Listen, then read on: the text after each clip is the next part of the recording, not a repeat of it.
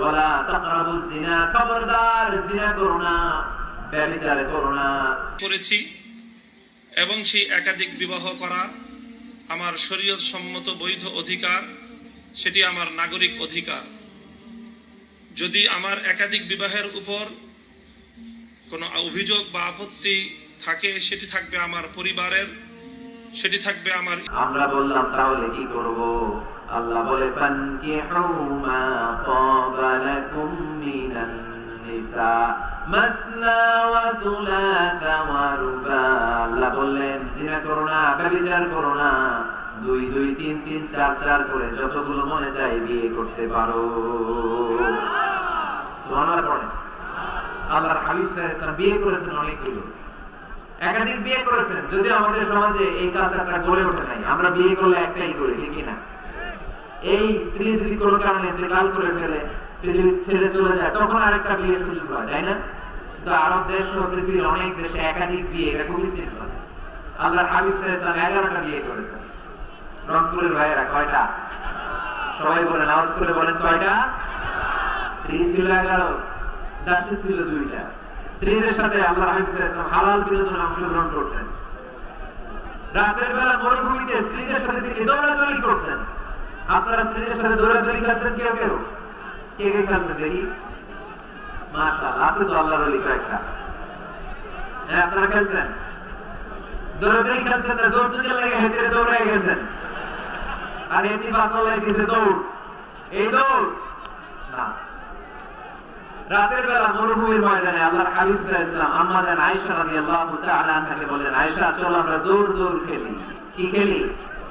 দৌড় দৌড়। ওই যে খেজুর গাছ দেখা যায়, চলো একটা দৌড় দেই, কে কার আগে খেজুর গাছ যে ধরতে পারে। আল্লাহর হাবিব সাল্লাল্লাহু আলাইহি ওয়াসাল্লাম দৌড় দিলেন, আম্মা জান আয়েশাও দৌড় দিলেন। আল্লাহ রাসূল সাল্লাল্লাহু আলাইহি ওয়াসাল্লাম ইচ্ছা করে আস্তে দৌড় দিলেন, আম্মা জান আয়েশা রাদিয়াল্লাহু তাআলা আনহা জোরসে দৌড় দিয়ে খেজুর গাছ ধরে ফার্স্ট হয়ে গেলেন। আল্লাহ রাসূল সাল্লাল্লাহু আলাইহি ওয়াসাল্লাম হয়ে গেলেন সেকেন্ড। আম্মা জান আয়েশা খুব খুশি। তার 5-7 বছর পরে আবার একদিন রাতে কোন এক সফরে মরুভূমিতে আল্লাহর হাবিব সাল্লাল্লাহু আলাইহি ওয়াসাল্লাম বললেন, আয়েশা চলো তো আজকেও দৌড় দৌড় খেলি, কে কার আগে ওই পিলার বা ওই খেজুর গাছের ডাল ধরতে পারে, চলো দেই দৌড়। ওই দিন আর আল্লাহ রাসূল সাল্লাল্লাহু আলাইহি ওয়াসাল্লাম আস্তে দৌড়ান নাই, জোরসে দৌড় মারলেন। আম্মা জান আয়েশা ওই রাতে পারে নাই। আল্লাহ রাসূল সাল্লাল্লাহু আলাইহি ওয়াসাল্লাম নিজে যে খেজুর গাছ ধরে ফার্স্ট হয়ে গেলেন। সুবহানাল্লাহ পড়েন। আয়েশা রাদিয়াল্লাহু তাআলা আনহা সেকেন্ড হয়ে গেলেন, রাগ করে বসে আছে। আল্লাহর হাবিব সাল্লাল্লাহু আলাইহি ওয়াসাল্লাম আয়েশা রাদিয়াল্লাহু তাআলা আনহার কাছে যে বলেন, ইয়া আয়েশা হাদিহি বিতিলকা সাবকা, ওই যে 7 বছর আগে এক রাতে তুমি আমারে হারায় দিছিলে, আজকে তোমারে হারাইয়া ওটার প্রতিশোধ নিয়ে নিলাম। সুবহানাল্লাহ পড়তে বলেন না? কি ভালোবাসা ছিল আল্লাহ রাসূল সাল্লাল্লাহু আলাইহি ওয়াসাল্লামের সাথে আল্লাহ রাসূল সাল্লাল্লাহু আলাইহি ওয়াসাল্লামের স্ত্রীদের। আম্মা জান আয়েশা রাদিয়াল্লাহু তাআলা আনহাকে আল্লাহ রাসূল সাল্লাল্লাহু আলাইহি ওয়াসাল্লাম এত ভালোবাসতেন, পেয়ালা যে জায়গায় ঠোঁট লাগিয়ে চুমুক দিয়ে আম্মা জান আয়েশা দুধ খেতেন, ঠিক ওই জায়গা খুঁজে খুঁজে ঠোঁট লাগিয়ে বিশ্বনবীও দুধ খেতেন। ওটের হাড্ডি চুষে আম্মা জান আয়েশা রেখে দিলে আম্মা জান আয়েশার চোষা রেখে দেওয়া হাড্ডিটা দিয়ে বিশ্বনবী চুষতে আরম্ভ করতেন। এক বালতি থেকে 2 জনে পানি নিয়ে গোসল করতেন। এক ল্যাপের নিচে 2 জন শুয়ে থাকা অবস্থায় কোরআনের আয়াত নাযিল করত কে? আম্মা জান আয়েশা বলতেন, আমাকে সাধারণ মহিলা মনে করো না, আমি অসাধারণ নারী, কারণ আমি বিশ্বনবীর এমন স্ত্রী যে স্ত্রী যখন বিশ্বনবীর সাথে একই কম্বলের নিচে শুয়ে থাকতো, তখন সাইয়েদনা জিবরাইল আলাইহিস সালাম কোরআনের আয়াত নিয়ে আসতেন পড়ে। সুবহানাল্লাহ। তিনি বলতেন, আমার কারণে তোমরা তায়াম্মুমের বিধান পেয়েছো, আমি না থাকলে তোমাদের জন্য রব্বুল আলামিন তায়াম্মুমের নিয়ম পাঠাতেন না। আর আমার কোলে মাথা রেখে বিশ্বনবী ওনার শেষ নিঃশ্বাস ত্যাগ করেছে। সুবহানাল্লাহ পড়েন। তাহলে স্ত্রীদের সাথে বিনোদনকে হালাল করেছে কে? আপনি স্ত্রীকে গান শোনান, সওয়াব আছে না নাই? ফুল কিনে দিলে সওয়াব আছে না নাই? স্ত্রীকে নিয়ে ঘুরতে গেলে সওয়াব আছে না নাই? আপনারা এই রংপুরের লোকেরা কোথায় ঘুরতে যান বেশি এই জেলায়? এই জেলাখানা স্বপ্নপুরী। কোথায় এটা? দিনাজপুরে না? কাঞ্চনজঙ্ঘাটা কোন দিকে? বামে আমাদের বাই পঞ্চগড়ে। ওইখান থেকে নাকি হিমালয়ের পাহাড় দেখা যায়। দেখছেন আপনারা? যাবেন, স্ত্রীদেরকে নিয়ে ঘুরতে যাবেন। সুযোগ হলে ওই যে আপনাদের নীলফামারীতে তো ফ্লাইট আছে সৈয়দপুর, ওখান থেকে কক্সবাজার ফ্লাইটে চলে যাবেন, ডাইরেক্ট ফ্লাইট। কক্সবাজারে নেমেই সাগর, ভাবি আর আপনি হারায় যাবেন সাগরে। সুবহানাল্লাহ, মহা খুশি। আজকে বাড়িতে গেলেই ধরবে, কই বেড়াইতে নিয়ে যাবে কও, ঠিক কিনা? এই ঘোরাঘুরির দরকার আছে নাই? ইসলামটা এটা কনজাস্টেড কিছু না, আমরা এটা খুব চাপাচাপি করে কঠিন বানায় ফেলছি। অবস্থাটা এমন, আল্লাহ ছাড় দেয় কিন্তু মাওলানা ছাড় দেয় না, ঠিক কিনা? আল্লাহ মাফ করে কিন্তু হুজুররা মাফ করতে চায় না, আছে না নাই? ইসলাম সহজ, এটাকে কঠিন বানাবেন না। যখন ইসলাম কোন জিনিসকে হারাম বলে ঘোষণা দিয়েছে, সাথে সাথেই হালালের রাস্তা কোনটা ওইটাও দেখাই দিয়েছে, ঠিক কিনা? ইসলাম আমাদেরকে ঘোষণা দিয়েছে ইন্নামাল খামরু ওয়াল মাইসিরু ওয়াল আনসাবু ওয়াল আজলামু রিজসুম মিন আমালিশ শাইতানি ফাজতানিবু। খবরদার, মদ খাওয়া হারাম, জুয়া খেলা হারাম, লটারি হারাম। আমরা বললাম আল্লাহ, মদ যদি হারাম হয় হালাল কিছু আছে নাকি? আল্লাহ বললেন মদ তোমাদের জন্য আমি আল্লাহ হারাম করেছি, মধু খাওয়া তোমাদের জন্য হালাল করেছি। সাইবেরিয়ান যে এলাকাগুলো, স্ক্যান্ডিনেভিয়ান কান্ট্রিজ, নরওয়ে সহ আশেপাশের দেশগুলোতে প্রচন্ড শীত, এরা মদ না খেলে বেঁচে থাকতেই পারে না, কারণ মদ খেলে শরীর গরম হয়। আল্লাহ বলে মদকে আমি হারাম করেছি, কিন্তু মদের চেয়েও বেশি গরম করে শরীর মধু। মদ হারাম কিন্তু মধুকে করেছে হালাল, মধু খাওয়া শরীর এমনি গরম হয়ে যাবে। চিল্লায় বলেন সুবহানাল্লাহ। তাহলে যেখানেই হারাম তার পাশাপাশি হালালের একটা সুন্দর রাস্তা আছে না নাই? বিশ্বনবী বললেন বুইস্তু আন উকাসসিরাল মাযামির, ঢোল বাদ্য বাঁশি হারমোনিয়াম গিটার এগুলোকে ভেঙে মাটির সাথে গড়িয়ে দেওয়ার জন্য আমি এসেছি, কোনো ঢোল বাজানো যাবে না। আমরা বললাম আল্লাহ, ঢোল যদি বাজানো না যায় আমাদের ইসলামী নাশিদগুলো আমরা কি দিয়ে গাবো? আল্লাহ বললেন ঢোলকে আমি করে দিয়েছি হারাম, কিন্তু দফ বাজানো করে দিয়েছি হালাল। ঢোল হারাম কিন্তু দফ হালাল। ঢোলের দুই দিক আটকানো, বাজারে ঢোল বাজারে বাঁশি, মারলেই খালি ডান্স দিতে মনে চায়, আসলে নাই? কিন্তু দফ এটা হালাল, একদিক আটকানো আরেক দিক খোলা। আল্লাহ রাসূল সাল্লাল্লাহু আলাইহি ওয়াসাল্লাম মক্কা থেকে যখন মদিনায় হিজরতে গেলেন, মদিনায় এরকম হাজার হাজার নারী পুরুষ আবাল বৃদ্ধ বনিতা দফ হাতে নিয়ে বিশ্বনবীকে ওয়েলকাম সং গেয়ে বিশ্বনবীকে বলতে লাগলো, তালাআল বাদরু আলাইনা মিন সানিয়াতিল ওয়াদা ওয়াজাবা শুকরু আলাইনা মাদা লিল্লাহি দা আইয়ুহাল মাবউসু ফিনা জিতা মিন আমরিল মুতা' জিতা শাররাফতাল মাদিনা মারহাবান ইয়া খায়রাদা।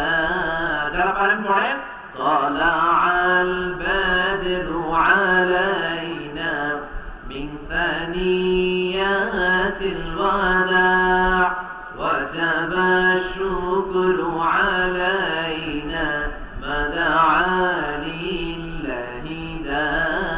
চিল্লায় পড়তে হবে আল্লাহু আকবার। এই যে নাশিদটা আমরা গাইলাম, এটা হালাল না হারাম? সাথে যদি দফও থাকতো, দফ বাজায় গাইলেও এটা হালাল না হারাম? হালাল, কারণ আল্লাহ ঢোলকে হারাম করেছেন, তার বিপরীতে দফকে হালাল করেছে কে? তাহলে ইসলামের মূলনীতি আমরা জানলাম। ইসলাম কোন জিনিসকে হারাম ঘোষণা দিয়ে মুখে গুলু পেটে বসে থাকে নাই, আমাদের সমাজের জন্য কোনটা হালাল ওই রাস্তাও দেখিয়েছে। সুবহানাল্লাহ পড়ে। হালাল হারামের আরেকটা মূলনীতি হচ্ছে, যে কোনো জিনিস হারাম হওয়ার পেছনে যুক্তি আছে, কারণ আছে। যুক্তি ছাড়া কোনো জিনিসকে ইসলাম হারাম করে নাই। যেটাকে ইসলাম হারাম বলে ঘোষণা করেছে, আপনি দেখবেন হয়তো জিনিসটা অপবিত্র, নয়তো এটা আমাদের জন্য ক্ষতিকর, নয়তো বিষয়টা আমাদের জন্য অশ্লীল। নাম্বার 1 অপবিত্র, নাম্বার 2 হচ্ছে ক্ষতিকর, ভেরি হার্মফুল, নাম্বার 3 হচ্ছে এটা অশ্লীল। এই তিনটার কোন একটা জিনিস যদি কোনো বিষয়ে পাওয়া যায়, শুধু ওই বিষয়টাকেই ইসলাম হারাম করেছে, বাকি সব কিছুকে হালাল করেছে কে? আচ্ছা আওয়াজ করে বলেন তো, পেশাব খাওয়া হালাল না হারাম? পায়খানা খাওয়া, কুকুর খাওয়া, শুকর খাওয়া, এর কারণে এগুলো অপবিত্র, ঠিক কি না? আপনার যদি 1 লক্ষ টাকাও দেয়, আপনি পেশাব খেতে পারবেন? কারণ এগুলো আমাদের জন্য অপবিত্র বলে ঘোষণা করেছে কে? ইউহিল্লু লাহুমুত তাইয়্যিবাত ওয়া ইউহাররিমু আলাইহিম আল খাবাইস। ইসলামের বিধান হচ্ছে যত পবিত্র জিনিস আছে সব হালাল, আর যত অপবিত্র নোংরা জিনিস আছে সব হারাম। তাহলে এক নম্বরে হচ্ছে কোন জিনিস যদি অপবিত্র হয় সেটা হারাম। আবার কোন জিনিস যদি আমাদের জন্য ক্ষতিকর হয় সেটাও আমাদের জন্য হারাম করেছে কে? ধূমপান করা। এটা কি স্বাস্থ্যের পক্ষে ভালো না খারাপ? গলার সাউন্ড কমে আসছে। স্মোকার কিছু আছে এখানে? হ্যাঁ আছে আছে। হ্যাঁ, পীরগঞ্জের মানুষও স্মোকিং করে। পীরগঞ্জ মানে এখানে সব পীর আর ওলিয়া ওলিয়া থাকে। হ্যাঁ, এখানে বিড়ি খান আপনারা? এই সিগারেট পৃথিবীতে একমাত্র খাবার যে খাবারটা টয়লেটে বসে খাওয়া যায়, ঠিক কি না? আচ্ছা, সিগারেট বা বিড়ি ছাড়া আর কোন জিনিস কেউ টয়লেটে বসে খাইতে দেখছেন? আপনি পায়খানায় বসে ভাত খেতে পারবেন, বিরিয়ানি খেতে পারবেন, কলা খেতে পারবেন, কি খেতে পারবেন? বিড়ি খাবেন না। এটা খুব পচা জিনিস। পৃথিবীতে সিগারেটই একমাত্র খাবার বা পণ্য যে প্রোডাক্টের গায়ে প্রোডাক্টের বদনাম লেখা থাকে। ধরেন একটা চানাচুর বেরিয়েছে, নতুন চানাচুর কোম্পানি পীরগঞ্জে, এই চানাচুরের প্যাকেটের উপরে লেখা যারাই এই চানাচুর খাবে সাথে সাথে তাদের বমি হবে আর ডায়রিয়া হবে। কিনবেন? কি করবেন? কিনবই না। বলবো তোর চানাচুর তুই খা, তোর বমি হোক, তোর 14 গোষ্ঠীর ডায়রিয়া হোক, তুই মর, ঠিক কিনা? কারণ এই পণ্যের গায়ে বদনাম, আমি কিনবো কেন? দেখেন সিগারেটের উপরে লেখা স্মোকিং কজেস ক্যান্সার, ধূমপান কর্কট রোগের কারণ, ধূমপান স্বাস্থ্যের জন্য ক্ষতিকর, এটা খেলে ক্যান্সার হতে পারে, ক্যান্সার যার নেই কোনো আনসার, এটা জেনে মানুষ খায়। এটার ভেতরে আছে নিকোটিন। চিকিৎসা বিজ্ঞানীরা বলে এটা হচ্ছে স্লো পয়জন, বিষ খাওয়া যা ধূমপান করাটা এটা আপনাকে শেষ করে দিবে। আপনার স্ত্রী আস্তে আস্তে আক্রান্ত হবে আপনার কন্টাক্টে আসলে। আপনার বাচ্চাদেরকে আদর করতে গেলে আপনার বাচ্চারা আক্রান্ত হবে। এই নিকোটিন তৈরি হয় টোবাকো প্ল্যান্টস থেকে। টোবাকো, তামাক পাতা। পীরগঞ্জে তামাক পাতা আছে নাকি? দেখবেন তামাক পাতার বাগানে কোনো বেড়া দেয়া লাগে না, বাঁশ দেয়া লাগে না, কারণ ছাগলেও মুখ দেয় না। তামাক পাতা ছাগলে খায়, গরু খায়। তো যেটা ছাগলে খায় না, যেটা গরু খাইলো না, এটা আপনি আশরাফুল মাখলুকাত হয়ে মুখে নিতে পারবেন? তাহলে সিগারেটের সাথে আমাদের কোনো সম্পর্ক। যুবক ভাইয়েরা, আজকে আমরা ওয়াদা করব কোনদিন পারতপক্ষে জীবন থাকা পর্যন্ত আমরা আর ধূমপান করব। ধূমপানকে আমরা বলে দিব নো। কি বলে দিব? সবাই একসাথে বলেন, ধূমপানকে আমরা কি বলবো? সবাই বলে নাই, খুব চালাক, খুব চালাক। আওয়াজ করে সবাই বলতে হবে, ধূমপানকে কি বলি আমরা? নো। ধূমপানের সাথে আমাদের কোনো সম্পর্ক। তাহলে এই ধূমপান করা এটা হালাল না হারাম? ইয়াবা খাওয়া, গাঁজা খাওয়া, ফেনসিডিল, এগুলো সব হারাম করেছে কে? কারণ স্বাস্থ্যকর না, এটা অস্বাস্থ্যকর, স্বাস্থ্যের পক্ষে ক্ষতিকর। তাহলে কোন জিনিস যদি অপবিত্র হয় সেটা হারাম, ক্ষতিকর হলে হারাম। নাম্বার 3 হচ্ছে ফাহিশ, অশ্লীল। অশ্লীলতা থাকলে সেটা হারাম। আপনি যদি ইন্ডিয়ান নায়িকাদের নেকেড ভিডিও দেখেন, এটা হালাল না হারাম? এর মধ্যে অশ্লীলতা আছে না নাই? তাহলে কোনো অশ্লীল, কোনো ক্ষতিকর, কোনো অপবিত্র জিনিসের সাথে মুমিনদের কোনো সম্পর্ক নাই। তারপরে হালাল এবং হারামের আরেকটা মূলনীতি হচ্ছে মুকাদ্দামাতুল হারামে হারাম। যেটা হারাম এটার সূচনাও হারাম, যেটা হারাম এটার শুরুটাও হারাম। যেমন কোন নারীদের দিকে, বেগানা নারীদের দিকে ভাব নিয়ে তাকানো, এটাকে হারাম করছে কে? আসলে এটা হারাম হওয়ার কথা ছিল না, কারণ আপনি তো তাকিয়েছেন। এটা হারাম হওয়ার কারণ হচ্ছে এই তাকানোটাই একটা সার্টেন পিরিয়ড শেষে আপনাকে জিনার দিকে নিয়ে যাবে, পরকীয়ার দিকে নিয়ে যাবে, হারাম প্রেম আর ভালোবাসার দিকে ডেকে নিয়ে যাবে। চিল্লায় বলেন ডেকে না। কলেজ পড়ুয়া ছেলে মেয়েদের মধ্যে প্রেম ভালোবাসা কিভাবে হয় জানেন? প্রথমে চোখাচোখি, প্রথমে কি? ওদের পোলাপাইন সব হাসতেছে, ওদের কমন পড়ে গেছে। প্রথমে কি? চোখাচোখি, তারপরে ইশারা, তারপরে মুচকি হাসি, তারপরে ফেসবুকের আইডি শেয়ার, তারপরে মোবাইল নাম্বার শেয়ার, তারপরে আসে বিশ্ব ভালোবাসা দিবস 14 ফেব্রুয়ারি। আলহামদুলিল্লাহ পীরগঞ্জে এগুলো নাই। পীরগঞ্জে এগুলো আছে? আপনারা ভালোবাসা করেন। এটা কি বিশ্ব ভালোবাসা দিবস না বিশ্ব বেহায়া দিবস? এর চেয়ে বেহায়াপনা, অশ্লীলতাপনা হতে পারে? আমাদের সারা বছর ভালোবাসা, সকালে ভালোবাসা, দুপুরে ভালোবাসা, বিকেলে ভালোবাসা। এজন্য আমাদের ভালোবাসার দিবস লাগে না। আওয়াজ করে বলতে হবে, ঠিক কিনা? আমাদের আল্লাহর জন্য ভালোবাসা, আমাদের আছে কোরআনের জন্য ভালোবাসা, আমাদের আছে নবীর জন্য ভালোবাসা, ঠিক কি না? রাসূল আমার ভালোবাসা, রাসূল আমার আলো আশা, রাসূল আমার প্রেম বিরহের মূল আলোচনা, রাসূল আমার কাজে কর্মের অনুপ্রেরণা, ঠিক কি না? রাসূলের ভালোবাসা আমাদের অন্তরে আছে না নাই? আছে। আমাদের সব সময় ভালোবাসা, এই জন্য আমাদের দিবস টিবস লাগে না। আমরা সকালে ভালোবাসি, আমরা দুপুরে ভালোবাসি, আমরা রাতে ভালোবাসি, আমাদের 24 ঘন্টায় ভালোবাসাবাসি, ঠিক কি না? আর কয়েক মিনিট শুনবেন? হ্যাঁ, শুনবেন। তাকবীর পড়েন, লিল্লাহি তাকবীর, লিল্লাহি তাকবীর, লিল্লাহি তাকবীর। সম্মানিত ভাইরা, এই নজরটা বড্ড খারাপ, বদ নজর। আর নাজার সামুন মাসমুমুন মিন সিহামি ইবলিশ। এই নজরটা হচ্ছে ছেলেরা যে মেয়েদের দিকে তাকায়, মেয়েরা ছেলেদের দিকে তাকায়, এই অবাধ দৃষ্টি, এই লাগামহীন দৃষ্টি, এটা শয়তানের বিষ মাখানো তীরের মধ্য থেকে ভয়ঙ্কর একটা তীর। এই তীর দিয়ে শয়তান যুবক আর যুবতীদেরকে কাবু করে ফেলে। এই তীর দিয়ে শয়তান কলেজ পড়ুয়া ছেলে আর মেয়েদেরকে ধ্বংসের পথে নিয়ে যায়। হারাম ভালোবাসা এদেরকে ডেকে নিয়ে যায়, চিল্লায় বলেন ঠিক কি না? এই যে বয়ফ্রেন্ড আর গার্লফ্রেন্ডের কালচার আগে ছিল বাংলাদেশে, কথা কয় না। এই এলাকায় এগুলো আছে? এলাকায় আছে এগুলা? কার কার গার্লফ্রেন্ড আছে দেখি? এগুলো ভাই দেখছেন কত বড় ঢাকায় গার্লফ্রেন্ড আছে? ওইটা হাত তোলো। সত্য স্বীকার করছে না? গার্লফ্রেন্ড না, কালকে বিয়ে করে ফেলবে হবে, পাওয়া যাবে? হ্যাঁ, কি বাপ মা দেয় না, টাকা নাই, ছেলের বাবা মেয়ের বাবা উভয়ের বলি বিয়ে করাই দেন, বিয়ে করে দিবেন, ঠিক কিনা? ওরে আল্লাহ, মহা খুশি, বিয়ের কথা শুনেই কয় ঠিক। বিয়ের চেয়ে ভালো জিনিস আছে পৃথিবীতে? ভালো জিনিস আছে? এটা জান্নাতি সম্পর্ক। এজন্য ছেলের বাবা মেয়ের বাবা বিয়েটারে সহজ করে দেন।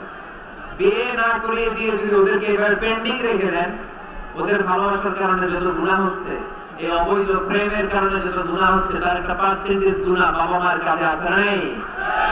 আছে। এজন্য খবরদার, এই হারাম ভালোবাসাকে, এই গার্লফ্রেন্ড এই বয়ফ্রেন্ড কালচারকে কোনো মুমিন সাপোর্ট করতে পারে না। বিয়ে করেন, আর নিকাহ মিন সুন্নতি ফামান রাগিবা আন সুন্নতি ফালাইসা মিন্নি। আল্লাহর হাবিব সাল্লাল্লাহু আলাইহি ওয়াসাল্লাম বলেন, বিয়ে আমার সুন্নাহ, যে আমার সুন্নাহ থেকে মুখ ফিরিয়ে নেয় সে কঠিন কালেও আমার উম্মত হতে পারে না। এজন্য নজরটা বড় ভয়ঙ্কর, নজরটা বড় ভয়ঙ্কর। আল্লাহর হাবিব সাল্লাল্লাহু আলাইহি ওয়াসাল্লাম বললেন, মাইয়াত মাল্লি মা বাইনা লিহিয়াইহি ওয়া মা বাইনা রিজলাইহি আদমান লাহুল জান্নাহ। আমার কোন উম্মত যদি দুইটা অঙ্গের গ্যারান্টি আমাকে দেয়, আমি আমার ওই উম্মতকে জান্নাতের গ্যারান্টি দিয়ে দেই। এক হচ্ছে জিহ্বার গ্যারান্টি, কেউ যদি আমার নবীর গ্যারান্টি দেয়, নবী আমার এই জিহ্বা দিয়ে কোনো পাপ কাজ আমি করব না। দুই হচ্ছে লজ্জাস্থানের গ্যারান্টি, আমার নবীকে যদি গ্যারান্টি দেওয়া হয়, নবী এই লজ্জাস্থানের পাপ আমি করব না। জিহ্বার গ্যারান্টি আর লজ্জাস্থানের গ্যারান্টি যদি কোনো উম্মত আমার দেয়, বিশ্বনবী বলেন, আমি আমার সেই উম্মতকে জান্নাতের গ্যারান্টি দিয়ে দেব, জান্নাতের গ্যারান্টি দিয়ে দেব। এজন্য খবরদার, কোন হারামের সাথে আমাদের কোনো সম্পর্ক নেই, আমাদের সম্পর্ক হবে শুধু হালালের সাথে, ঠিক কি না? আপনি যদি হারাম খেয়ে জিকির করেন, এই জিকির আল্লাহর কাছে কবুল হবে? হারাম খেয়ে নামাজ পড়লে কবুল হবে? হারাম খেয়ে এতিমখানা বানালে কবুল হবে না। কারণ ইন্নাল্লাহ তাইয়্যিব লা ইয়াকবালু ইল্লা তাইয়্যিবা। আল্লাহ নিজে পবিত্র, আল্লাহ পবিত্র ছাড়া কোনো কিছুকে কবুল করে না। তাহলে আপনি যদি বিশ্বাসী বলে নিজেকে দাবি করেন, আপনাকে হালাল খেতে হবে, হারাম খাওয়া যাবে? কথা বলেন। আমি প্রশ্ন করব, আপনারা উত্তর দেন তো। সুদ খাওয়া হালাল না হারাম? ঘুষ খাওয়া, যৌতুক খাওয়া, ক্যাসিনোর ব্যবসা করা, পেঁয়াজের দাম বাড়ানো, খাদ্যে ভেজাল দেয়া, মাছের ফরমালিন দেয়া, ওজনে কম দেয়া, পর্নোগ্রাফি দেখা, ইন্ডিয়ার নায়িকাদের কোমর দুলানো ডান্স দেখা, হিন্দি সিরিয়াল দেখা, এগুলো হারাম। এগুলোর সাথে মুমিনের কোনো সম্পর্ক আছে? মুমিন কি চাইলেই যে কোনো জিনিস শুনতে পারে? মুমিন চাইলেই তার দু চোখ দিয়ে যে কোনো জিনিস দেখতে পারে? মুমিন কান দিয়ে তাই শুনে যা শুনলে সওয়াব আছে না নাই? মুমিন তার চোখ দিয়ে তাই দেখে যা দেখলে সওয়াব আছে না নাই? যেন কানে শুনি সদা তোমার কালাম, এ খোদা চোখে যেন দেখি শুধু কোরআনের আয়াত, শোনো আমার মুনাজাত। পড়েন, শোনো শোনো ইয়া ইলাহি আমার মুনাজাত, শোনো আমার মুনাজাত। পড়েন আমিন। আর জোরে পড়তে হবে আমিন। তাহলে ডান দিকে হালালের রাস্তা, বাম দিকে হারামের রাস্তা। ডান দিকে গেলে জান্নাত পাওয়া যায়, বাম দিকে গেলে জাহান্নাম পাওয়া যায়। নাও দ্য ডিসিশন ইজ ইয়োর্স। সিদ্ধান্ত আপনার, আপনি বাছাই করবেন কই যাবেন, ডানে না বায়ে। সবাই বলেন ডানে না বায়ে, হালাল না হারাম? হালাল। কিন্তু আমরা হালালও খাই, সাথে সাথে হারামও খাই, এজন্য আমাদের জীবনে বরকত নাই। খেয়াল রাখবেন, হালালে বরকত, হারামে কোনো বরকত নাই। হারাম দেখতে চাকচিক্যময়, হারামটা দেখতে ধোঁকা, এটা মরিচিকা, এটা ফুলে ফেপে বড় হয়ে ওঠা বিশাল জিনিস, কিন্তু আসলে ভিতরে কিছু নাই, ঠিক কি না? কিন্তু হালাল, এটা দেখতে ছোট হলো, এর মধ্যে বরকত দেয় কে? উপার্জন অল্প হলেও এর মধ্যে বারাকা ঢুকিয়ে দিয়েছে কে? রিকশাওয়ালার বেতন ধরেন 4000 টাকা, মাসে 4000 টাকা বেতন, তারপরেও সে বাড়ি ভাড়া দিয়ে, বাজার সদাই করে, চিকিৎসার খরচ ব্যয় করে, ছেলে মেয়েদেরকে মাদ্রাসা স্কুলে পড়িয়ে মাস শেষে আরো 300-400 টাকা তার পকেটে থেকে যায়। আলহামদুলিল্লাহ বলেন না? মাসের বেতন কয় হাজার? সবাই বলেন না কয় হাজার? 4000। আর বিশাল ব্যবসায়ী হারাম খায়, মাসে তার ইনকাম 5 লক্ষ টাকা। কয় লক্ষ? 5 লাখ টাকা ইনকাম। কিন্তু এক হসপিটালের বিল পরিশোধ করতে যে তার চলে যায় 3 লাখ। এরকম আসরা নাই? ওয়াইফের ক্যান্সার, নিজের ডায়াবেটিস, আলসার, কিছু খেতে পারে না। ডক্টরের বিল, ডক্টরের ভিজিট দিতে দিতে হাসপাতালের বিল পরিশোধ করতে করতে চলে যায় তার 3 লাখ। অন্যান্য খরচ শেষে আরো 2-2.5 লাখ। মাস শেষে 50,000 তার ঋণ থেকে যায়। আছে না নাই? তাহলে রিকশাওয়ালার 5,000 এর পরে মাস শেষে থেকে যায় 300-400। আর এই লোকটা 5 লক্ষ কামাইয়ের পরে মাস শেষে কিছু থাকে না, আর ঋণের বোঝা। আওয়াজ করে বলেন ঠিক কি না? কারণ রিকশাওয়ালার পয়সা হালাল, আর হালালে বরকত ঢুকায় দিছে কে? আরো জোরে বলতে হবে, হালালে বরকত দেয় কে? আওয়াজ করে উত্তর দেন তো। গরু খাওয়া হালাল না হারাম? কুকুর খাওয়া? কুকুর খান নাকি আপনারা? হারাম, এটা আমরা খাই না। রংপুরের বাজারগুলোতে যে কসাই আছে, তারা কি প্রতিদিন কুকুর জবাই করে না গরু? বিয়ের অনুষ্ঠানগুলোতে কি জবাই হয়, কুকুর না গরু? কুরবানির ঈদে কি জবাই হয়?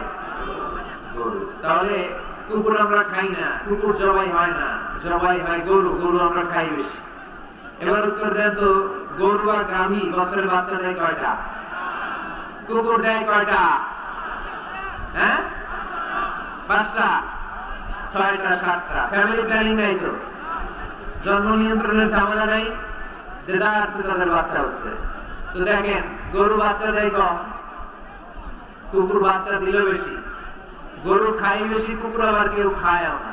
তারপরেও এই রংপুরের বীরগঞ্জে আওয়াজ করে বলেন তো, গরু বেশি না কুকুর বেশি? কি বেশি? এত খাইলাম, বাচ্চা দিল কম, এরপরে গরু বেশি। কারণ গরু খাওয়া হালাল, আর হালালে বরকত দেয় কে? আজকের এই মাহফিলটা তখনই সার্থক হবে যখন আমরা এই সিদ্ধান্তে আসতে পারবো যে আমরা আমাদের জীবনে কখনো হারাম খাবো না। যুবক ছেলেরা, হারাম খাবা? যৌতুক খাবা? যারা বিয়ে করো নাই তারা বিয়েতে যৌতুক নিবা কে? হাত তোলো। ওই যে একটা হাত, কত সাহস দেখছেন? যৌতুক খাওয়া যাবে? এখন গলার সাউন্ড কমে গেছে, আরো জোরে খাওয়া যাবে? যাবে না, এটা হারাম। হারাম। যৌতুক খাওয়া, কুকুরের পেশাব খাওয়া যত খারাপ, যৌতুক খাওয়া তার চাইতেও বেশি খারাপ, ঠিক কি না? কারণ কুকুরের পেশাব খেলে শুধু হারাম খাওয়ার গুনাহ হয়, তাই না? আর যৌতুক খেলে 2 গুনাহ, হারাম খাওয়ার গুনাহ আর শ্বশুরবাড়ির উপর জুলুম করার গুনাহ। আওয়াজ করে বলেন ঠিক কি না? এজন্য মুমিনের সাথে হারামের কোনো সম্পর্ক নাই। আমরা আমাদের জীবনটাকে হালাল দিয়ে সাজাতে চাই। রাজি আছেন তো? সবাই রাজি? যারা এখনো বিয়ে করে নাই হাত তোলো। আওয়াজ করে প্যান্ডেল কাঁপিয়ে আল্লাহর একটা ডাক দাও, বলো আল্লাহ। আরো জোরে, হে আল্লাহ। হাত তুলে ওয়াদা করলাম আমার বিয়েতে 1 টাকাও যৌতুক খাবো না। তুমি তৌফিক দাও, আমিন। আরো জোরে আমিন। মাশাআল্লাহ। পীরগঞ্জে আর যৌতুক খুঁজে পাওয়া যাবে না। মেয়ের বাবাদেরকে বলি, যৌতুক চাইলে ধরবে না। যে আজার হুজুরের মাহফিলে তুমি কিন্তু হাত তুলে ওয়াদা করছো যৌতুক খাবো না। যৌতুকের সাথে আমাদের কোনো সম্পর্ক। যৌতুককে আমরা ঝাড়ু পেটা করে সমাজ থেকে বিদায় করতে চাই। আওয়াজ করে বলে ঠিক কি না? তাহলে মুমিনদের সম্পর্ক শুধু হালালের সাথে, কিসের সাথে? হারামের সাথে মুমিনের কোনো সম্পর্ক। এজন্য রব্বুল আলামিন বলেন, ইয়া আইয়ুহান নাসু কুলু মিম্মা ফিল আরদি হালালান তাইয়্যিবা ওয়া লা তাত্তাবিউ খুতুওয়াতিশ শাইতান ইন্নাহু লাকুম আদুউম মুবিন। ও মানুষেরা শোনো শোনো, খবরদার হারাম খেও না। জমিনে যেটা আমি পবিত্র বানিয়েছি, যেটাকে আমি হালাল বানিয়েছি, ওইটা খাও। হালালে বরকত দিয়েছে কে? আর খবরদার শয়তানের পদাঙ্ক অনুসরণ করো না। শয়তান তোমাদের প্রকাশ্য দুশমন, ঠিক কি না? হালাল খেতে বলেছেন। যেটা জমিনে পবিত্র এটা আমরা খাবো, যেটা হালাল ওইটা আমরা খাবো। হারামের সাথে আমাদের কোনো সম্পর্ক নাই। এই সিদ্ধান্তে সবাই একমত তো? সবাই একমত? হালাল দিয়ে আমরা আমাদের জীবন চালাতে চাই। রাজি আছেন তো সবাই? তাহলে আসুন হালাল এবং হারামের ব্যাপারে আমরা বিস্তারিত জেনে নেই, যে আমাদের জীবনে কোনটাকে আল্লাহ তাআলা হালাল করেছেন, কোনটাকে হারাম করেছেন, কিভাবে আমি হালাল দিয়ে আমার জীবনকে সাজাবো, কেমন করে হালাল দিয়ে জীবনকে গুছাবো, আর কেমন করে হারাম থেকে আমি বেঁচে থাকবো। এই মূলনীতি, এই প্রিন্সিপালস আমাদের জানার দরকার আছে না নাই? পীরগঞ্জের ভাইয়েরা, আমার রংপুরের প্রিয় ভাইয়েরা, আজকের এই চমৎকার দুপুরে আমরা হালাল এবং হারামের কিছু মূলনীতি জেনে যাব। যে মূলনীতিগুলো আপনি সামনে রাখলে আপনার পুরো জিন্দেগিতে, পুরো জীবনে হালাল হারাম নিয়ে আপনি কখনো আর কোনো কনফিউশনে পড়বেন না। আপনাদের মনোযোগ আছে তো? আসুন আমরা হালাল এবং হারামের মূলনীতিগুলো জেনে নিই। হালাল এবং হারামের প্রথম মূলনীতি হচ্ছে, এই পৃথিবীতে যা আছে সব হালাল। যা আছে সব কি? হালাল। মৌলিকভাবে এভরিথিং ইজ হালাল। যতক্ষণ না কোনো জিনিসের ব্যাপারে হারাম হওয়ার দলিল না পাওয়া যায়, ততক্ষণ পর্যন্ত সব কিছুকে হালাল করেছে কে? আল্লাহ। যখন দলিল পাওয়া যাবে যে এটা হারাম, তখন থেকে আমরা ওইটার কাছেও যাব না। তার আগ পর্যন্ত সব হালাল, ঠিক কি না? বুঝতে পারছেন কথা? আর হালাল প্রমাণ করতে হলে কোনো দলিলের প্রয়োজন হয় না। আমি যদি বলি এটা হালাল, কেউ যদি বলে হুজুর এটা যে হালাল, দলিল কি? দলিল দেয়া লাগবে না। কিন্তু হারাম বলতে হলে দলিল দিতে হয়। তাও যেন তেন দলিল নয়, অকাট্য দলিল। কোরআন এবং সুন্নাহ, কোরআন এবং সুন্নাহর মতো অকাট্য দলিল ছাড়া কোনো জিনিসকে আপনি হারাম ঘোষণা করতে পারবেন না। এজন্য যারা বারবার হারাম হারাম হারাম হারাম বলে, এদের কাছে যাওয়া যাবে না। যারা আমাদেরকে আলো দেখায়, যারা আমাদেরকে আশা দেখায়, আমরা তাদের কাছে যাব। আল্লাহর হাবিব সাল্লাল্লাহু আলাইহি ওয়াসাল্লাম বলেছেন, বাশিরু ওয়ালা তুনাফিরু, সুসংবাদ দাও, মানুষকে দিন থেকে ভাগিও না। ইয়াসসিরু ওয়ালা তুআসসিরু, সহজ করে ইসলামকে উপস্থাপন করো, ইসলামকে কঠিন করো না, ঠিক কি না? আওয়াজ করে বলেন তো, ইসলাম পালন করা, ইসলাম মানা, এটা সহজ না কঠিন? জোরে বলেন, সহজ না কঠিন? ওযু করে নামাজ পড়া ফরজ, তাই না? ওযুর পানি নাই, তায়াম্মুম করে পড়লেও কবুল করবে কে? দাঁড়িয়ে দাঁড়িয়ে নামাজ পড়া ফরজ, কোমরে ব্যথা দাঁড়াতে পারছি না, বসে পড়লেও কবুল করবে কে? বিয়েতে মোহরা না দেওয়া কি ফরজ? আওয়াজ করে বলেন ফরজ। এখন মোহরা যদি না থাকে, এক সাহাবী বললেন ইয়া রাসূলুল্লাহ বিয়ে করব। আল্লাহর হাবিব সাল্লাল্লাহু আলাইহি ওয়াসাল্লাম বললেন বিয়ে করবে তো তোমার মোহরা না আছে? সাহাবী বললেন না, মোহরা নাই, মোহরা নাই। তো কি আছে? তো কিছু নাই। আল্লাহর হাবিব সাল্লাল্লাহু আলাইহি ওয়াসাল্লাম বললেন কিছু না থাকলে বিয়ে করবে কেমনে? সাহাবী বললেন ইয়া রাসূলুল্লাহ বয়স তো আর বসে থাকে না, বিয়ে তো করা লাগবে। আল্লাহর হাবিব সাল্লাল্লাহু আলাইহি ওয়াসাল্লাম জিজ্ঞেস করলেন কোরআন থেকে মুখস্থ কোন সূরা টুরা পারো? সাহাবী বললেন পারি। এক যুবতী মেয়েকে জিজ্ঞেস করলেন এই কোরআন পারো?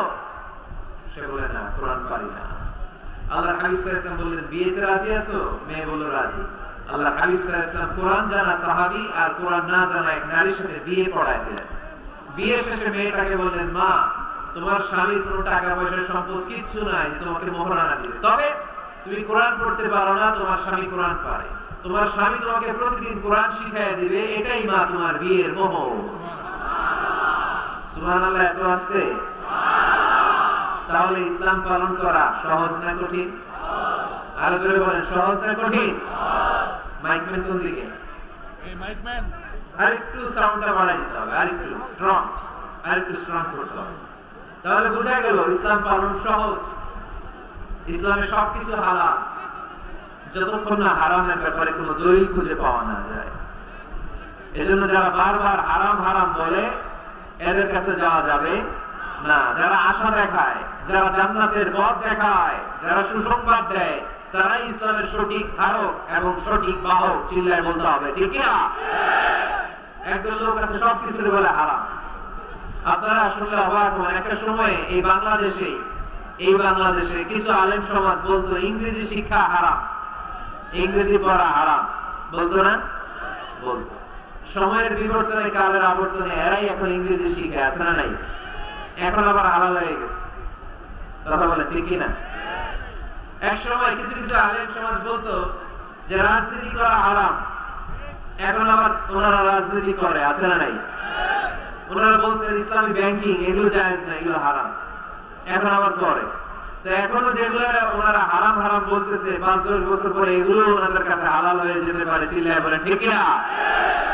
এজন্য হারাম বলার আগে 100 বার ভাববেন, কারণ কোনটা হারাম ওইটা না বুঝে না জেনে ঘোষণা দেওয়ার দায়িত্ব আল্লাহ আপনারা দেয় নাই।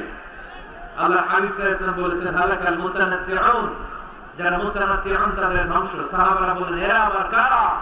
আল্লাহর হাবিব বললেন যারা ছোট্ট কোনো বিষয় নিয়ে ঘোষণা দিয়ে দেয় যে এটা হারাম, ওটা হারাম, ওটা হারাম, ওটা হারাম, এদের মুখের জিকির খালি হারাম হারাম, আছে না নাই?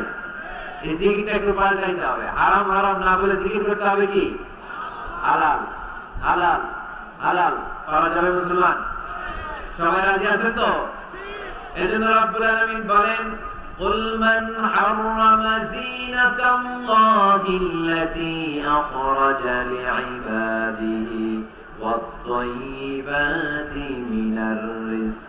কার এত বড় স্পর্ধা, কার এত বড় সাহস যারা আল্লাহর দেয়া হালাল বিষয়গুলোকে হারাম বলে ঘোষণা দেয়, আল্লাহর দেয়া হালাল নিয়ামতগুলোকে হারাম বলে ঘোষণা দেয়, আল্লাহর ঘোষণা করা হালাল সাজসজ্জাগুলোকে হারাম বলে ঘোষণা দেয়। কার এত সাহস? ধমক দিয়েছেন আল্লাহ, লানত দিয়েছেন এদের উপর। এজন্য হালাল এবং হারামের প্রথম মূলনীতি হচ্ছে এভরিথিং ইজ বেসিক্যালি হালাল। এই পৃথিবীতে মূলত যাই দেখতে পাবেন সব হালাল, সব হালাল। আলহামদুলিল্লাহ পড়েন। যতক্ষণ না এটা হারাম হওয়ার ব্যাপারে অকাট্য দলিল না পাওয়া যায়, আমরা এটাকে হালাল হিসেবে কনসিডার করব। সবাই কথা বুঝতে পেরেছেন? বুঝতে পেরেছেন সবাই? হালাল এবং হারামের 2 নাম্বার মূলনীতি হচ্ছে আল হালাল ওয়াসি' গায়র আল হারাম। এই পৃথিবীতে হালাল হচ্ছে আনলিমিটেড আর হারাম হচ্ছে লিমিটেড। হালাল বেশি, হারাম কম। হালালের কোনো অভাব নাই, কিন্তু হারাম হাতে গোনা। সুবহানাল্লাহ পড়েন। এতে আমাদের সুবিধা হয়েছে না? কথা বুঝে নাই বোধ হয়। আচ্ছা, হালাল যদি কম হতো আর হারাম যদি বেশি হতো আমাদের জন্য অসুবিধা হয়ে যেত না? হালাল হচ্ছে অসীম, এত বেশি পরিমাণ জিনিসকে আল্লাহ হালাল করেছেন, এই হালালের মধ্যে থেকেই আপনার জীবনের আনন্দ, উৎসব, বিনোদন সব আপনি পরিচালনা করতে পারবেন। আওয়াজ করে পড়েন সুবহানাল্লাহ। আবার এই কোরআনে কারীমের মধ্যে রব্বুল আলামিন যখন হালালের ঘোষণা দিয়েছেন তখন তিনি ব্যাপক হারে ঘোষণা দিয়েছেন। আবার এই কোরআনের মধ্যে রব্বুল আলামিন যখন হারামের ঘোষণা দিয়েছেন ব্যাপকভাবে দেন নাই, হারামের ঘোষণা কোরআনে আল্লাহ গুনে গুনে দিয়েছে। সুবহানাল্লাহ পড়েন। হালাল ব্যাপক, হালাল ব্যাপক। উহিল্লাত লাকুম বাহিমাতুল আনআম, আল্লাহ বলেন এই পৃথিবীতে চার পাওয়া যত জন্তু আছে সব খাওয়া হালাল। সুবহানাল্লাহ পড়েন। ইল্লা মা ইতলা আলাইকুম, অল্প কয়েকটা ছাড়া, যেগুলো হিংস্র, যেগুলো ভয়ঙ্কর, যেগুলো বিষাক্ত, এরকম কয়েকটা ছাড়া যত চার পাওয়া জন্তু আছে সব খাওয়া হালাল করছে কে? তাহলে হালাল বেশি না কম? আওয়াজ করে সবাই বলতে হবে, হালাল বেশি না কম? বেশি। হারাম কম। আবার সাগরের প্রাণীগুলোর দিকে খেয়াল করে আল্লাহ বলেন উহিল্লা লাকুম সাইদুল বাহরি ওয়া তুআমুহু, সাগরের ভেতরে যত ধরনের জলজ প্রাণী পাওয়া যায় সবগুলো শিকার করার খাওয়াকে তোমাদের জন্য হালাল করেছে কে?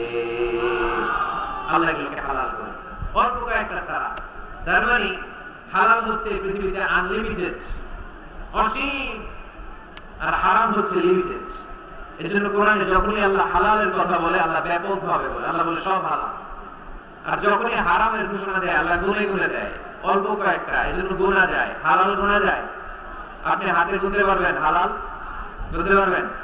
যদি আল্লাহর জিজ্ঞেস করেন আল্লাহ কাকে বিয়ে করা হালাল, আল্লাহ বলবে সবাইকে বিয়ে করা হালাল, বাংলাদেশের মেয়েকে বিয়ে করা হালাল, রংপুরের মেয়েদেরকে বিয়ে করা হালাল, চাঁদপুরের মেয়েদেরকে বিয়ে করা হালাল, চট্টগ্রামের মেয়েদেরকে বিয়ে করা হালাল, ওই কাশ্মীরের মেয়েদেরকে বিয়ে করা হালাল, সৌদি আরবের মেয়েদেরকে বিয়ে করা হালাল, সাদা চামড়ার মেয়েদেরকে বিয়ে করা হালাল, কালা চামড়ার মেয়েদেরকে বিয়ে করা হালাল, খাটো মেয়েদেরকে বিয়ে করা হালাল, লম্বা মেয়েদেরকে বিয়ে করা হালাল। হালালের কোনো শেষ নাই, ঠিক কি না?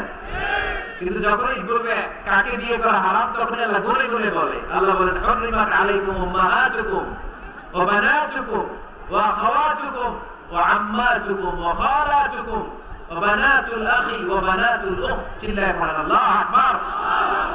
যখন জিজ্ঞেস করে আল্লাহ তাআলা বলেন কাদেরকে বিয়ে করা হারাম, আল্লাহ বলেন মাকে বিয়ে করা হারাম, কন্যাকে বিয়ে করা হারাম, নিজের বোনকে বিয়ে করা হারাম, ফুফুকে বিয়ে করা হারাম, আপন খালাকে বিয়ে করা হারাম, ভাতিজিকে বিয়ে করা হারাম, নিজের ভাগ্নিকে বিয়ে করা হারাম। এরকম 14 জন নারীকে বিয়ে করা হারাম করেছে কে? মাত্র 14 জন। মাত্র কয়জন? আর জায়েজ কয়জন? হাজার হাজার, লক্ষ লক্ষ, কোটি কোটি। সুবহানাল্লাহ পড়ে। আবার যখন কাদেরকে, কোন পশুগুলোকে খাওয়া হালাল, আল্লাহ বলেন সব হালাল। যখন জিজ্ঞেস করলাম আল্লাহ কোন পশুগুলো খাওয়া হারাম, আল্লাহ বলেন হুররিমাত আলাইকুমুল মাইতাতু ওয়াদ-দামু ওয়া লাহমুল খিনজির। আল্লাহ বললেন রক্ত খাওয়া হারাম, শূকর খাওয়া হারাম, কুকুর খাওয়া হারাম, দেব দেবীর নামে বলি দেয়া যে প্রাণীগুলো আছে এগুলো খাওয়া হারাম। যেটা ঠিক কি না? তার মানে হালাল গোনা যায় কিন্তু হারাম গোনা যায়? হালাল অনেক, হারাম সীমিত। তার মানে আল্লাহ তাআলা হালালকে অসীম করে আর হারামকে সসীম করে আমাদের জন্য সুবিধা করে দিয়েছেন। চিল্লায়ে পড়তে হবে আল্লাহু আকবার। হালাল এবং হারামের 3 নাম্বার মূলনীতি হচ্ছে ইসলাম কোন জিনিসকে হারাম ঘোষণা দিয়ে চুপ করে বসে থাকে নাই, সাথে সাথে কোনটা হালাল ওই রাস্তা দেখিয়েছে। সুবহানাল্লাহ পড়েন। যেমন সুদ খাওয়া, আওয়াজ করে বলেন হালাল না হারাম? আমরা বললাম আল্লাহ সুদ যদি হারাম হয় তাহলে হালাল কোনটা? আল্লাহ বলেন সুদ হারাম কিন্তু ব্যবসা করা হালাল। ওয়া আল্লাহুল বাইআ ওয়া হারামা রিবা, আমি সুদকে করেছি হারাম আর ব্যবসাকে করে দিয়েছি তোমাদের জন্য হালাল। চিল্লায়ে পড়ে সুবহানাল্লাহ। মানুষের রিজিকের 10 ভাগের 9 ভাগ আসে ব্যবসা থেকে।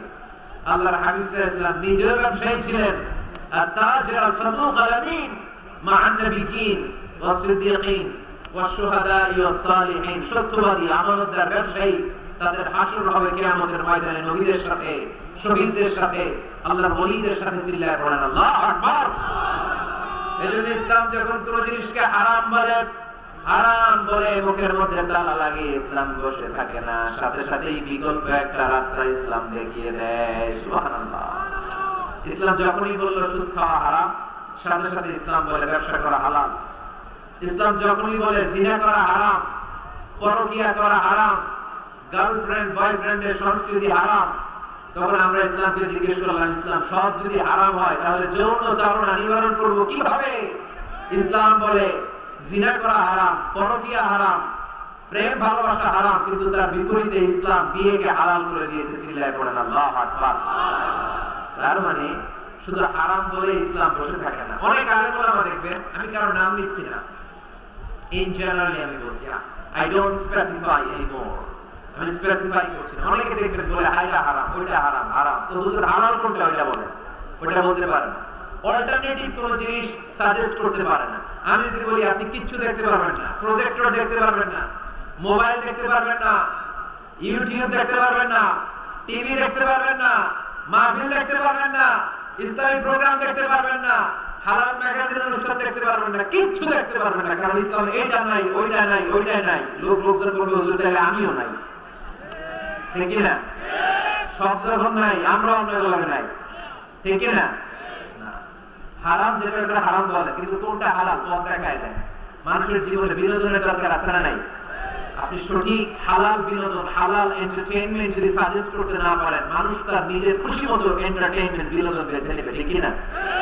আর আপনি যদি অল্টারনেটিভ সাজেস্ট করেন যে এটা হারাম, এটা হালাল, এটা দেখো না, এটা দেখো, এই পথে যেও না, এই পথে চলো, তাহলে মানুষের জীবন চালানো সহজ হয়ে যাবে, ঠিক কি না? ইসলাম আমাদের সুবিধার জন্য এই কাজটাই করেছে। কোন জিনিসকে হারাম বলে যখন ইসলাম আমাদের সামনে উপস্থাপন করেছে, সাথে সাথে কোনটা হালাল সেটা বলে দিয়েছে। বিশ্বনবী বললেন, বাইতুল্লাহর চারিপাশে এক সাহাবা ইয়া রাব, ইয়া রাব, ইয়া রাব বলে কাঁদতে শুরু করে দিয়েছে।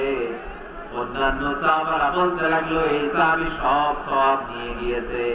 আল্লাহর হাবিব সাল্লাল্লাহু আলাইহি ওয়াসাল্লাম বললেন, ওয়া মাতা'ামুহু হারাম ওয়া মালবাসুহু হারাম ওয়া মাশরাবুহু হারাম ফাআন্না ইস্তাজাবু লাহু। আল্লাহর নবী বললেন, এই লোকটা যতই কাঁদুক, যতই জিকির করুক, যতই ইবাদত করুক, এই লোকটা যা খায় হারাম খায়, যা করে হারাম থেকে করে, তার কোনো দোয়া আল্লাহর কাছে কবুল হবে না।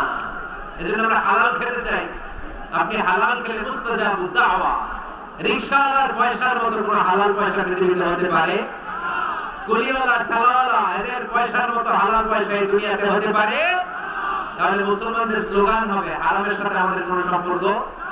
আমাদের সম্পর্ক কিসের সাথে? চিল্লায় বলতে হবে কিসের সাথে? আরেকটা মূলনীতি জেনে রাখবেন,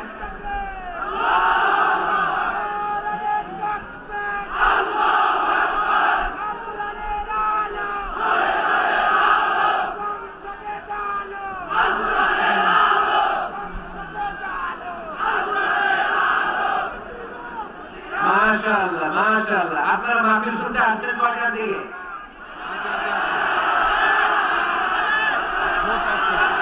ভোর 5টায়, ফজরের সময়। গত রাতেও আসছেন? গত রাতে এসে বসে আছেন কারা কারা দেখি? আল্লাহ আল্লাহ আল্লাহ, আমার ভাইদেরকে তুমি কবুল করো। আল্লাহ মাহফিলটারে তুমি নাজাতের ওসিলা বানাও। এই পীরগঞ্জের ময়দানে আমরা যেভাবে একসাথে বসলাম, আল্লাহ তোমার জান্নাতের জন্য আমরা একসাথে থাকতে পারি তুমি কবুল করে নাও, করে না? আমিন। হালাল এটা সবার জন্য হালাল, ঠিক কি না? হারাম সবার জন্য হারাম, ঠিক কি না? বলেন তো মিথ্যা বলা আপনার জন্য হালাল না হারাম? আমার জন্য, কাবা ঘরের ইমামের জন্য, বিশ্ব নবীর জন্য। যেটা হারাম এটা সবার জন্য হারাম, ঠিক কি না? অন্যায় করলে এটা সবার জন্য অপরাধ। এটা এমপির ছেলে করুক যেরকম অপরাধ, প্রধানমন্ত্রীর ছেলে করুক যেরকম অপরাধ, প্রেসিডেন্টের ছেলে করলে যেমন অপরাধ, রিকশাওয়ালার ছেলে করলে তেমন অপরাধ। চিল্লায় বলেন ঠিক কি না? ইসলাম বলে সবাই সমান। There is no difference between black and white, between upper and lower, between the richer section of the society and poorer section of the society. Everyone is totally equal, 100% equal, completely equal. Is the eyes of Islam. চিল্লায় বলেন ঠিক কি না? ইসলাম বলে সাদা কালোর পার্থক্য নাই, ধনী গরিবের পার্থক্য নাই, নিয়ম সবার জন্য সমান। তাই আমরা হালাল অবলম্বন করতে চাই। আল্লাহর হাবিব সাল্লাল্লাহু আলাইহি ওয়াসাল্লাম সব সময় হালাল উপার্জনের জন্য দোয়া করতেন আর বলতেন, আল্লাহুম্মা কফিনি বিহালালিকা আন হারামিক ওয়া আগনিনি বিফাদলিকা আম্মান সিওয়াক আল্লাহ হারামের দিকে যেতে চাই না, তুমি আমাকে হালালের উপর অবশিষ্ট রাখো, এই হালাল দিয়ে আমার জীবনটাকে ভরপুর করে দাও। চিল্লায় পড়েন আমিন। আমরা আল্লাহ তাআলার কাছে কায়মুল বাক্যে দোয়া করি, আমরা যেন হালাল দিয়ে আমাদের জীবনকে সাজাতে পারি, তুমি তৌফিক দাও। আর জোরে পড়েন আমিন। আমরা যেন হারাম থেকে যোজন যোজন কিলোমিটার দূরে থাকতে পারি, আল্লাহ তুমি তৌফিক দান করো। আমরা পড়ি আমিন। আমাদের প্রিয় আলতাফ ভাই একটা সুসংবাদ আপনাদেরকে শোনাতে চায়। উনি আপনাদের জন্য পীরগঞ্জে অসাধারণ ক্যালিগ্রাফির ডিজাইন দিয়ে, আর্কিটেকচারাল ডিজাইন দিয়ে একটা মসজিদ বানাতে চায়। পড়েন আলহামদুলিল্লাহ। আমি টাঙ্গাইলে আল ওয়াসাতিয়া মডেল মস্ক নামে একটা মসজিদের ঘোষণা দিয়েছি। আলোচনাটি কি আপনারা শুনেছেন? ইউটিউবে কে কে শুনছেন হাত তোলেন। মাশাআল্লাহ, সব শুনছেন। হাত নামান। তো সেখানে আমি দেখিয়েছি মসজিদ হচ্ছে মুসলিম সমাজের সামাজিক ঐক্যের কেন্দ্রবিন্দু। আমাদের মসজিদ হিন্দুদের মন্দিরের মতো নয়, আমাদের মসজিদ খ্রিস্টানদের গির্জার মতো নয়, আমাদের মসজিদ ইহুদিদের সিনাগগের মতো নয়, আমাদের মসজিদ শিখদের গুরুদ্বারার মতো নয়, আমাদের মসজিদ আমাদের কমিউনিটি সেন্টার। চিল্লায় বলে ঠিক কিনা? আমাদের মসজিদ আমাদের সামাজিক ঐক্যের প্রাণকেন্দ্র। এই মসজিদ থেকে বিশ্বনবী যুদ্ধ পরিচালনা করেছেন, বেকার লোকদেরকে চাকরির ব্যবস্থা করেছেন, অসহায়কে ভাতা দিয়েছেন, বিচার কার্য পরিচালনা করেছেন। বিশ্বনবীর মসজিদ ছিল বিশ্বনবীর গণভবন, এটাই ছিল বিশ্বনবীর বঙ্গভবন, এটাই ছিল বিশ্বনবীর সেক্রেটারিয়েট। চিল্লায় বলেন ঠিক কিনা? আমি আল ওয়াসাতিয়া মডেল মস্কের একটা মাস্টার প্ল্যান সেই টাঙ্গাইলে হাজার হাজার লাখ জনতার সামনে পেশ করেছে। এরপর সারা বাংলাদেশ থেকে আমার কাছে ফোন করেছে। গতকাল শেরাটন হোটেল ছিলেন, হোটেল ইন্টারকন্টিনেন্টালে আমার একটা মিটিং ছিল। নারায়ণগঞ্জে অলরেডি ঘোষণা হয়ে গেছে, কিছুদিন পরে আমি মসজিদ উদ্বোধন করব। কক্সবাজারে ঘোষণা হয়েছে, সিলেটে হয়েছে, খুলনায় হয়েছে। আলহামদুলিল্লাহ বলেন না? আপনাদের রংপুর পীরগঞ্জে এরকম একটা মডেল মসজিদ হোক, আমরা চাই কি চাই না? আমাদের মসজিদের দুয়ার সবার জন্য খোলা। চিল্লায় বলেন ঠিক কিনা? যুবকরা মসজিদ মুখী হতে চায় না, কারণ তাদের জন্য অ্যাক্টিভিটি রাখি নাই। নারীরা মসজিদে আসতে পারে না, তাদের জন্য নামাজের জায়গা রাখি নাই। ছোট বাচ্চাদেরকে আমরা ধমকে মসজিদ থেকে তাড়িয়ে দেই, আগামী প্রজন্ম ছেলেরা মুসল্লি হবে না। চিল্লায় বলেন ঠিক কিনা? এজন্য আমরা মসজিদকে গণমানুষের মিলন কেন্দ্রে পরিণত করতে চাই। আমাদের আলতাফ ভাই একটা চমৎকার মসজিদের ডেমো আমাকে দেখিয়েছে। আমি আমার মাস্টার প্ল্যান ওনার সাথে শেয়ার করব। আপনাদের যার যতটুকু সুযোগ হয় ওনার মাদ্রাসার জন্য, মসজিদের জন্য দুহাত খুলে দান করবেন। রাজি আছেন তো? সবাই রাজি আছেন? আল্লাহ আমাদের সবাইকে কথাগুলো বুঝার আমল করার তৌফিক দান করুন। আমরা সবাই পড়ে আমিন। যতগুলো কথা বলেছি কোরআন সুন্নাহর আলোকে বলেছি, বানিয়ে কিছু বলি নাই।